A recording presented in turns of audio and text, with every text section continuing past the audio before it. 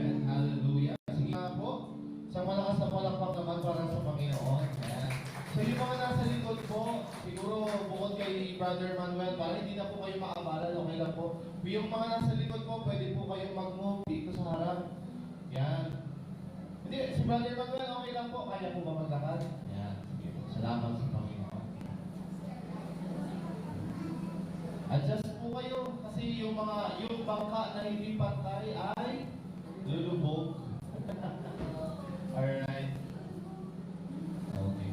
Praise God. Makarami natin. Alam niyo po mga kapatid, nung pinakikinggan ko yung testimony ni Brother Rodel, halos parehas kami ng testimony. Way back 2019, hindi namin alam na buntis yung aking pong wife. No, kasi meron siyang polycystic ovarian cyst.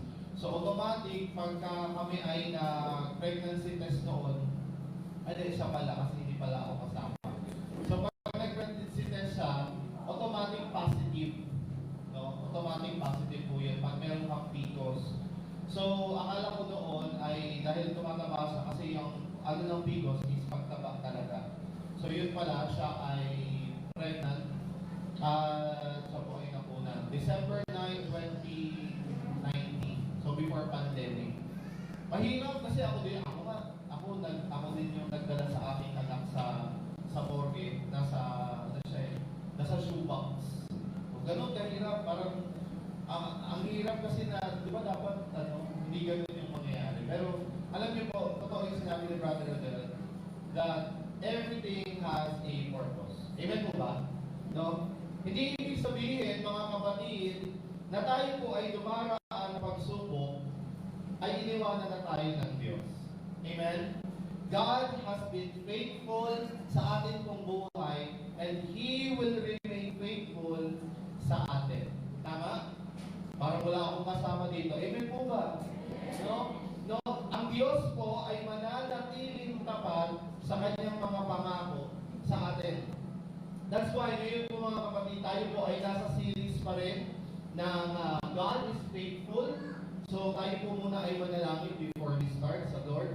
Father, we praise you today. We glorify you, O God. Salamat ng marami for this opportunity, Lord, na mapaglingkuran ka. Salamat po, Panginoon, na marinig namin, O Diyos, ang iyong mga salita. Buksan mo po, Panginoon, ang aming pong puso. Buksan mo ang aming pong isip, O Diyos. At Lord, dalangin po namin na ikaw ang malayang kumilos at gumalaw sa aming pong mga buhay ngayong araw. Hayaan mo, Panginoon, na makita na bawat isa sa amin, Panginoon, ang iyong katapatan. Makita namin, Panginoon, that we have a God na handa kaming samahan, Panginoon. We have a God na handa kaming tulungan, Panginoon.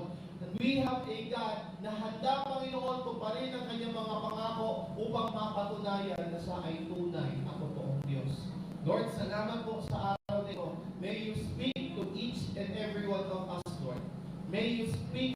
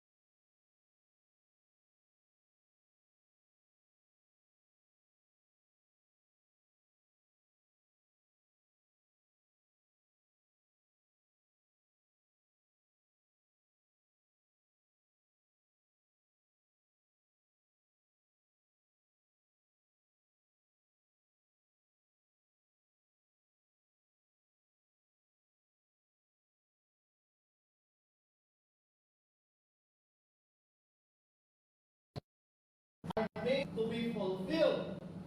Matupad yung mga pangakong ito. At same thing sa ating pong buhay, mga kapatid. God is a faithful God who made promises sa ating pong buhay at gusto ng Diyos na maranasan itong mga pangako na to. Amen? Handa po ba tayo na maranasan yung pangako ng Diyos sa atin? Amen? No? So today, ang ating pong title sa pag-uusapan is Covenant Keeping God. Ibig sabihin, siya yung Diyos, no, na pinanghahawakan ng mga pangako para sa atin. Now, before we start, mga kapatid, meron akong problema. The problem that we have right now, it is so hard to find trustworthiness. Ibig sabihin, mahirap sa panahon po natin ang magtiwala. Tama? Minsan nga kahit sobrang tagal mo nang makilala, minsan yung pagtitiwala natin, ano nangyayari? Nasisira pa.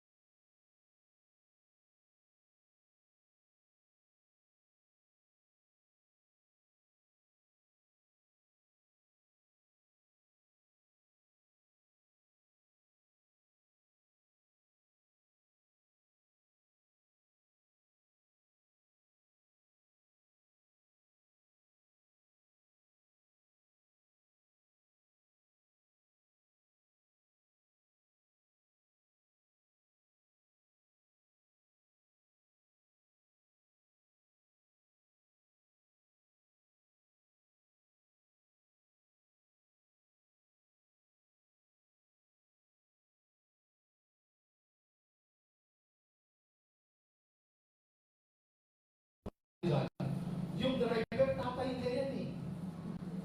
Di ba? Tapos yung yung yaya, yan yung nanay niya, ibinibigay siya doon sa mayaman. Tama? So parang, alam na natin, na-anticipate na natin. Pero, for the Word of God to happen and fulfill before our very eyes, mangyari yung salita ng Diyos at maganap ito, grabe, is an amazing thing para sa atin. No? Kaya nga, sabi ni Prophet Isaiah, it shall come to pass. Mangyayari at mangyayari ang mga bagay na ito. Now, in the same way, kung faithfulness and trustworthiness, no, ang magsasabi ng ending, ng outcome, we can be assured na maganda talaga yung mangyayari sa buhay namin bilang Kristiyano. Now, ano yung titingnan natin dito mga kapatid? Number one, ang titingnan natin dito is how the presence of the Lord or our God dito sa sitwasyon natin. Okay? Yung path ng Lord, yung ways ng Lord, yung pamamaraan niya. And number three, yung peace ng God sa ating pong buhay. Are we ready? Are we ready? Parang hindi tayo handa. Are we ready? Amen. Yan. So number one, yan. Yung titingnan natin kaagad. Presence of God. Presensya ng Panginoon. Question. Masaya po ba sa presensya ng Diyos?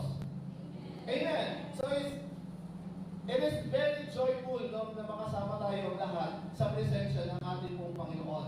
Dito po, mga kapatid, sabi ni Prophet Isaiah sa chapter 2 ng Isaiah, ng verse 2, sabi niya, sa mga darating na araw, ang bundok na kinatatayuan ng templo ni Yahweh ay magiging pinakamataas sa lahat ng bundok. In Old Testament times, mga kapatid, many of the churches ay nakatayo sa bundok. Okay?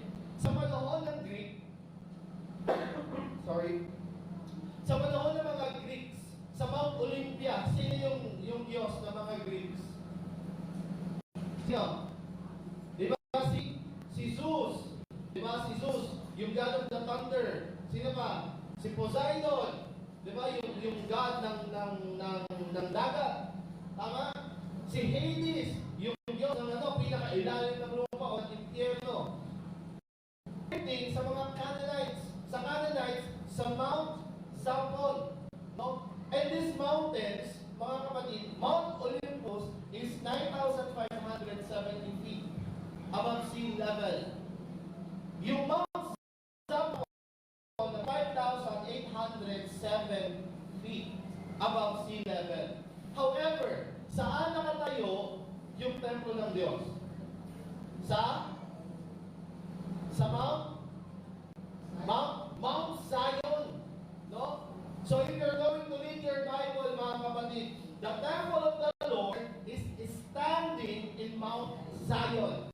Gaano kataas yung Mount Zion? Mount Zion is just 2,510 feet above sea level. So ibig sabihin, mas mataas yung templo ng Olympus, no, ng mga Greeks, at yung templo ng mga Canaanites sa Mount Zaphon. Ganun siya kataas. So wala pa, siguro kung sa Mount Zaphon lang, nasa kalahati lang siya kasi 2,500 lang siya. But ano yung sinasabi ni Prophet Isaiah, mga kapatid? Sinasabi ni Prophet Isaiah, umakyat tayo sa bundok ni Yahweh, sa templo ng Diyos, upang maituro niya sa atin ang kanyang mga daan. Matututo tayong lumakad sa kanyang landas, sapagkat sa Zion magsisimula ang kautusan at sa Jerusalem ang salita ng Panginoon. Ano makikita natin? Sinasabi ni Prophet Isaiah, because of the presence of God in Mount Zion, in His own temple, sabi ng Panginoon, kahit na ikaw ay maliit na bundok, ikaw ay isang magiging pinakamataas na bundok sa lahat dahil ng Diyos sa mga Diyos, hari ng mga hari. Amen po ba? No? So, sa atin, mga kapatid, it is very promising ito para sa atin. Napakaganda na makita natin ito. Now the question, in your present situation, mga kapatid, gaano kalaki yung kaharap mo? Mas malaki ba yung bundok ng problema mo ngayon?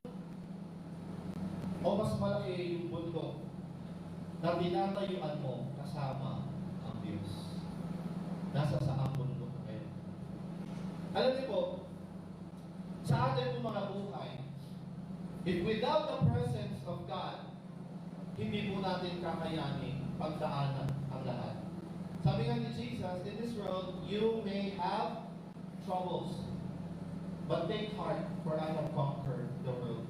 God promises us yung kanyang presensya. Ipinangako ng Panginoon yung kanyang pagsama sa atin. At kasama ng kanyang presensya sa atin, mga kapatid, ganun yung pagtatagumpay. Amen po ba? Nandiyan po ba kayo? No? So, makikita natin, mga kapatid, na kapag kasama natin ng Panginoon, kung ano man yung tinatayuan natin, that is the highmost place kaysa sa mga mundo kayo. Amen? Basahin po natin. Verse 2, sabi niya, ang pinakamagiging mataas sa lahat ng bundok. Verse 2, sabi dito, at mamumukod ka sa lahat ng burol. Sasabihin ng ganito, umakyat ka sa bundok ni Yahweh, sa templo ng Diyos ni Jacob, upang maituro sa atin ang kanyang daan at maituro na lumakad sa kanyang landas. Ano ibig sabihin nito, mga kapatid? Nations, no? Sa presensya ng Panginoon, mga kapatid, kahit na maliit ang bayan ng Israel, kahit na maliit yung bayan, yung bundok ng Zion, dahil nandoon ang presensya ng Diyos, sabi ng Panginoon, He will draw people papunta sa Kanya. Amen? Sabi doon, Mount Zion is 2,500 feet. Pero, anong mangyayari? Because the presence of the Lord, who will rule and reign from there. Hahatakin ng Diyos, maraming mga tao ang lalapit sa Kanya doon sa Kanyang templo. Kasi sabi po, and the nation shall flow to it. No? Nations, mga kapatid, yung tinutukoy na nation dito, ang pronunciation niya sa Hebrew is Goy-em. Sige nga po, sabihin nyo, Goy-em. Goy-em. Ibig sabihin, sa Tagalog or sa translation, Goyim means Gentile nation. Ito yung mga bansa na hindi na hindi Hebrew o hindi Hudyo. No? So, parte tayo dito, mga kapatid. At sabi doon, the Israelites thought that they are the only chosen nation in the world. And the rest of the world, the rest of the nation will go to hell. Pero ang sabi ng Panginoon, He will draw people sa Kanyang presensya. Bakit? Because God is so gracious sa atin, mga kapatid, kahit na ang mga hintil, kahit na tayo po, ay mayroong pag-asa na makasama ang Panginoon. Amen? Ganoon yung presensya ng Diyos. Kapag kasama natin ang Panginoon sa ating pong buhay, mga kapatid, kaya natin lalampasan lahat. Amen? Sabi ni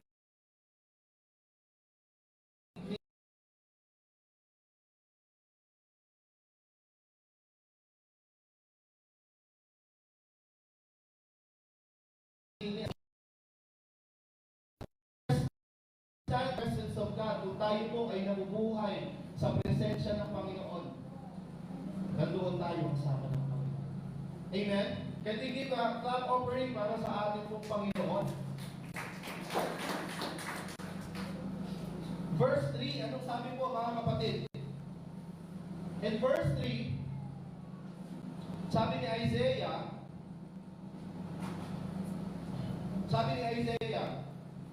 umakyat tayo sa bundok ni Yahweh, sa templo ng Diyos ni Jacob, upang maituro niya sa atin ang kanyang daan. The path ng Lord, okay, or the path of God. Mga kapatid, gaano kahalaga na malaman natin yung path na gustong ituro ng Diyos. Gano'n po kahalaga?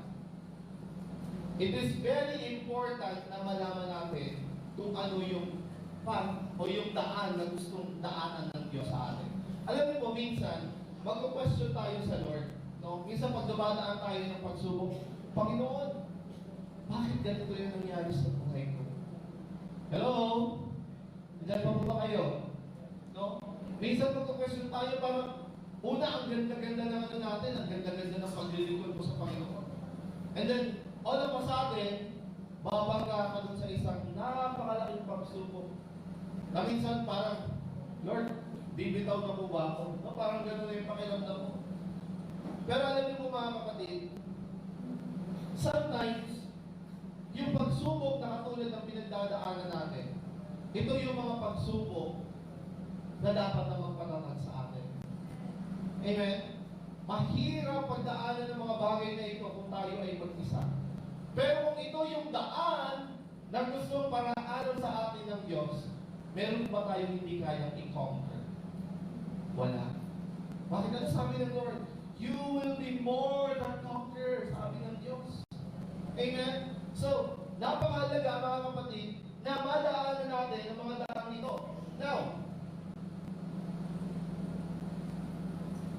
yung path ng Lord, Isaiah chapter 2 verse 3. Anong sabi? That He may teach us His ways, that we may walk in His path. For out of Zion shall go forth the law and the word of the Lord from Jerusalem. Ano pong ibig sabihin mga kapatid? This verse, Isaiah chapter 2 verse 3, is an invitation ng Diyos na pakinggan ang kanyang tinig.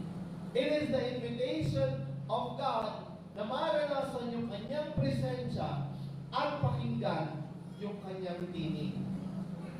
But after listening, mga kapatid, we have to take something. Ano pong ibig sabihin?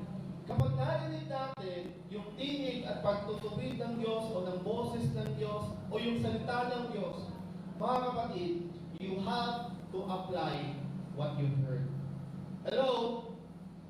Tandaan niyo po, ang mga tao na nakikinig lang pero hindi isinasagawa, sayang yung inyong natutunan. Amen? Katulad sa pag-aaral, no? Kapag hindi mo in-apply yung pinag-aralan mo, hindi mo in-apply yan sa exam, ano mangyayari? Bagsak ka pa rin. Pag nakatapos ka ng pag-aaral at hindi mo in-apply yung pinag-aralan mo, sayang. Amen? So you have to listen, okay? Listen to the word and apply kung ano yung iyong natutunan. Same thing sa ating pong buhay sa Panginoon. Kung ano yung natutunan natin sa Panginoon, yun yung i-apply natin sa ating pong buhay. Katulad nga po ng sabi na James chapter 1, verse 22. Now, with choosing the path ng Lord, no? Walking with God, God's path involves a choice. Pagpili, no? Mahalaga na matuto tayo pumili. Bakit? Choosing to walk in God's path means choosing not to walk on the world's path. Hello? Pag sinabi ng Panginoon na ito yung dapat mong gawin, anak, from the Word of God, anong gagawin mo? Lord, next time na lang, kasi medyo busy pa ako, Lord. Hello? Nandiyan pa po ba kayo mga kapatid? No? Ilan po sa atin ang patuloy na nagbabasa ng mga Bible natin? Huwag niyo na pong itaas ang inyong mga kamay. Ilan po sa atin ang patuloy na nananalangin? Yung pag-isip mo ng umaga, prayer, yung iyong uunahin. Mga kapatid, kung gusto natin lumago sa ating spiritual na pananampalataya, gawin natin kung ano yung tinuturo na daan ng Diyos. No? Bakit? Kasi kung hindi mo pupuntahan o dadaanan yung daan na tinuturo ng Diyos, kaninong daan yung sinusunod mo? Hello? Nandiyan ba po ba kayo? Amen? Yung pananalangin, kaninong daan yan? Kay Lord. Yung pagbabasa ng Bible, kaninong daan yan? Kanino yan? Kaninong daan yung pagbabasa ng Bible? Sa Panginoon. Yung pag-attend ng gawain, prayer meeting, cell group, Bible studies, worship service, pag-attend ng mga seminars na para sa Panginoon, kaninong daan yan? Para sa Diyos yan. Now, kung hindi mo gagamitin, hindi mo dadaanan yon, kaninong daan yung dinadaanan mo? Pakitapik nga po yung katabi nyo, baka natutulog na. No? Pakisigo na nga po yan. Usi ko eh. No? Mga kapatid, kung hindi natin pipiliin yung daan ng Diyos, napakasakit man pong sabihin, baka ibang daan yung tinatahak natin. For us to grow in our faith sa Panginoon, kailangan nating daanan yung nais ng Diyos. Alam niyo po, sa umpisa talaga kapag ang Kristiyano, yung batang Kristiyano, mahirap turuan, manalangin. Bakit? Kasi hindi naman nakasanayan yun eh. Tama? Bakit pa yung mga baby ba natin, kapag pag muna ipanganak ba, ano pinapakain natin kaagad? Kanin? Hindi naman, di ba? Ano? Gatas. And then later on, tuturuan ko siya. No? Tuturuan ko siya. Magkakaroon ng attitude yan. No? Kaya nga kapag yung bata, lumaki na sutil, suwail, sa magulang, kanino kasalanan yun? Sa magulang. Ganun din tayo bilang Kristiyano. Pag hindi tayo lumaki sa panalangin, hindi natin kasasanayan yung panalangin. Yung pagbabasa ng salita ng Panginoon. That's why, ngayon pa lamang mga kapatid, kahit batang Kristiyano, kahit bata pa lang dapat tinuturuan natin magbasa ng salita ng Panginoon. Kaninong daan ba yan? Sa Panginoon yan. You have to teach them. Amen? Number 2. Next, choosing God involves accepting certain restriction, but it's always life-giving choice. Ibig sabihin, sa buhay Kristiyano, sa buhay natin, no, meron yung mga restriction. Halimbawa, sa pagsunod sa Diyos. Hindi pwede, nasasabihin mo, Kristiyano po ako, pero paglabas mo, lasinggero ka. Hello?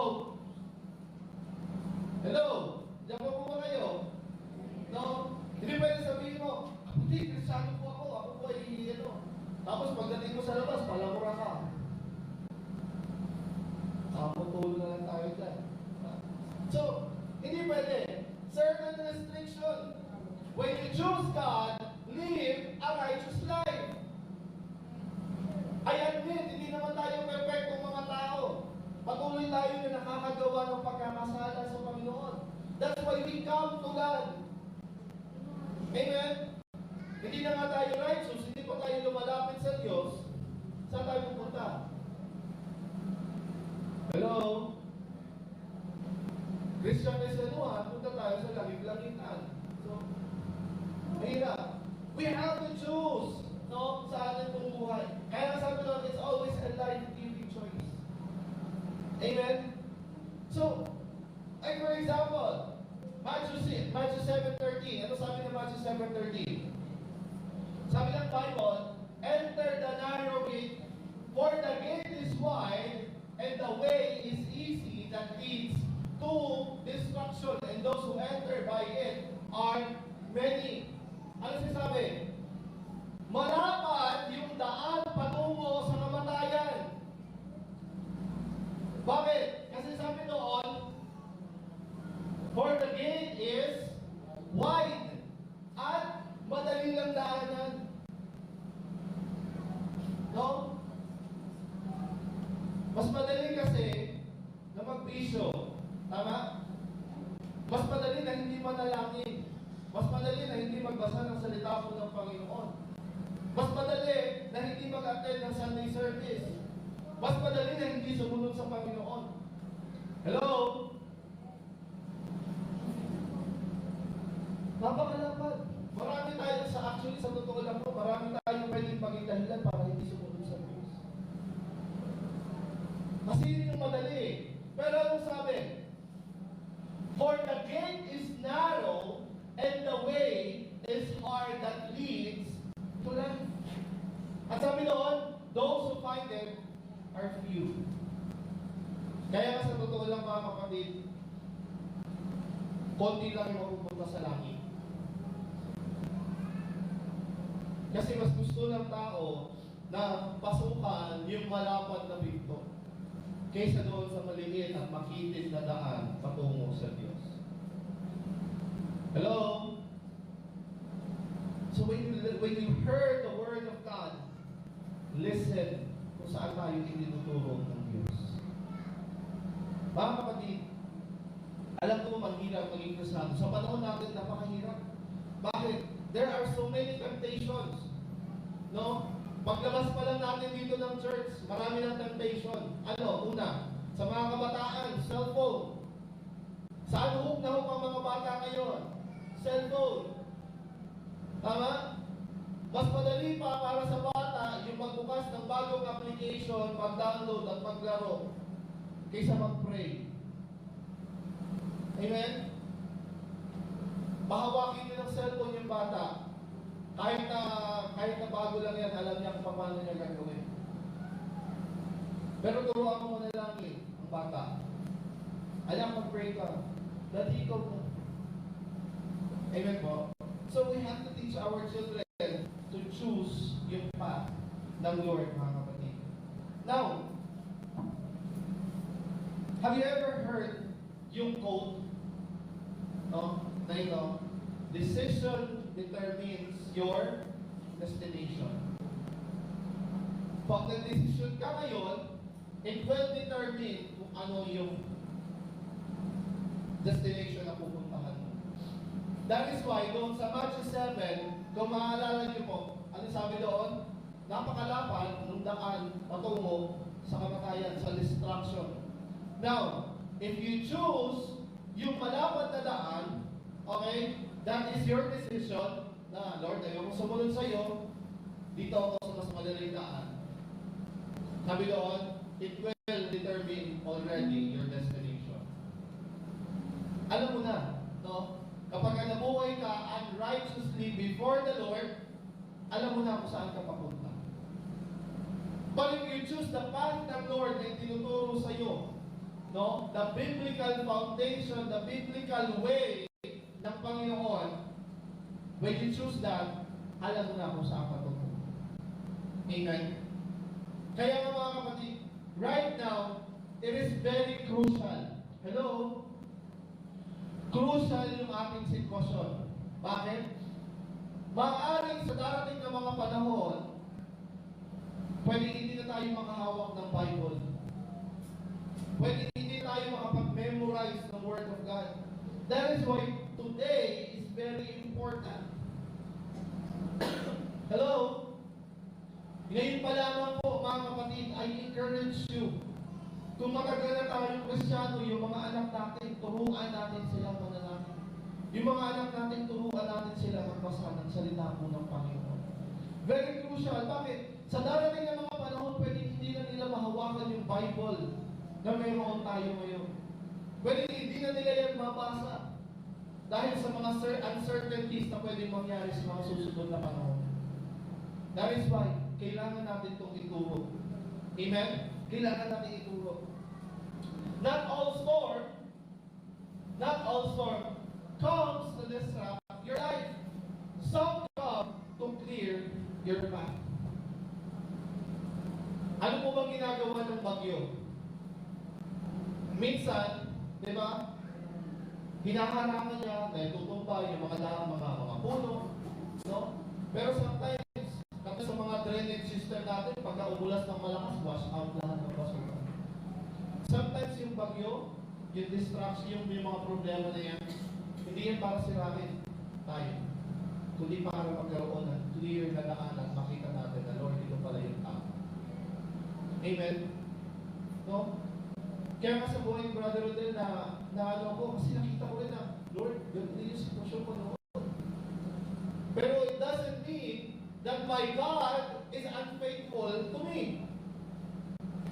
Hello? Yung naging sitwasyon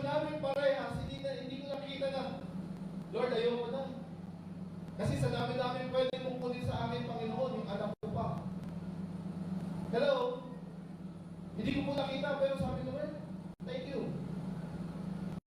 Kasi, baka yun yung magiging dahilan para ma-stumble ako o magkaroon ako ng pagsuko sa Panginoon. And right now, that clears the path. No? Nililis ng Diyos yung dadaan mo para makapagpatuloy mo. Amen? So, pakawakan natin mga kapatid. Number 3, peace of God. Sa situation, mga kapatid, it is very important na maranasan natin yung peace ng Lord. Isaiah verse 4, sabi ko dito, sa pagitan sa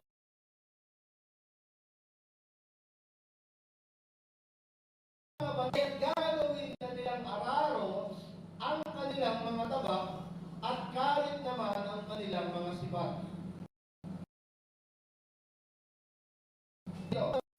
Sa pag-aaway at sa pakikipagdimay, di na magsasanay. Ano ibig sabihin? If you have God in your life, the ultimate peace,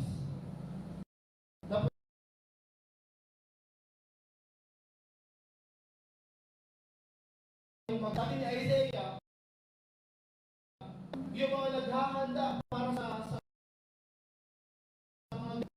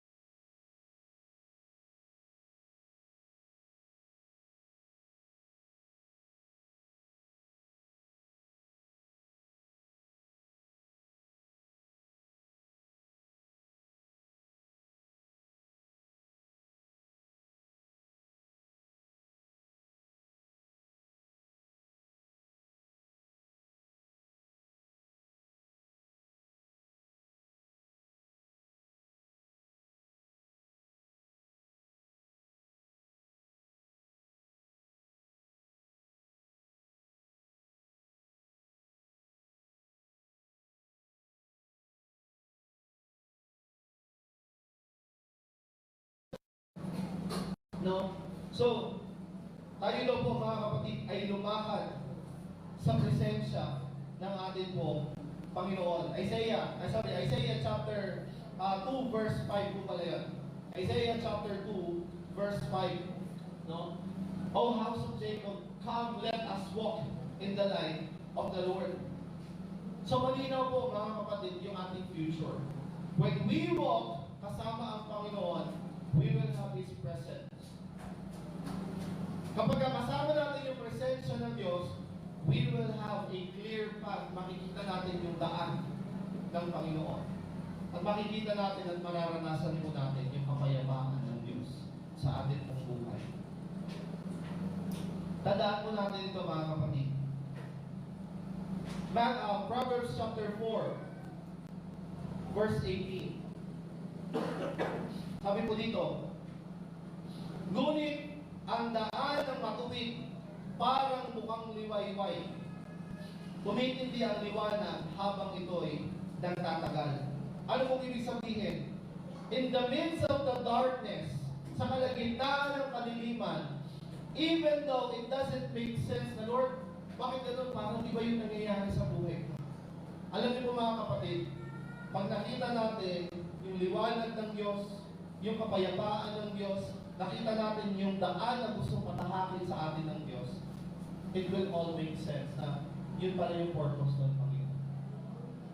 Kasi minsan tandaan po natin, kapag mahirap yung ating pinagdadaanan, minsan bulag tayo eh. Ang nakikita lang natin kung ano yung gusto natin mangyari. Pero kapag nakita natin yung liwanag ng Diyos, yung yung kapangyarihan ng Diyos sa buhay natin, masasabi natin, Lord, yun po pala yung gusto mo. Amen? Kaya nga verse 19, ano po sabi sa verse 19? The way of the wicked is like a thief in darkness. Ang daan ng masasamay, pusikit sa kadiliman, ni hindi niya makita kung saan siya mabubuwal. No? Kapag tayo po ay nasa madilim, no? O namumuhay sa kadiliman, hindi natin alam saan tayo mapupunta. That's why we have to have Jesus.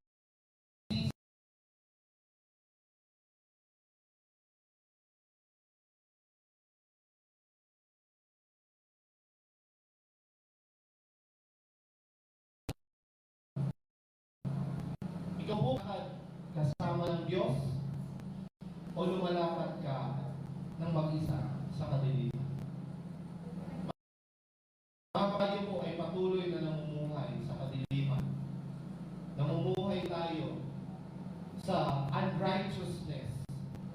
Namumuhay tayo sa pagkakasala. It's about time na isuko natin.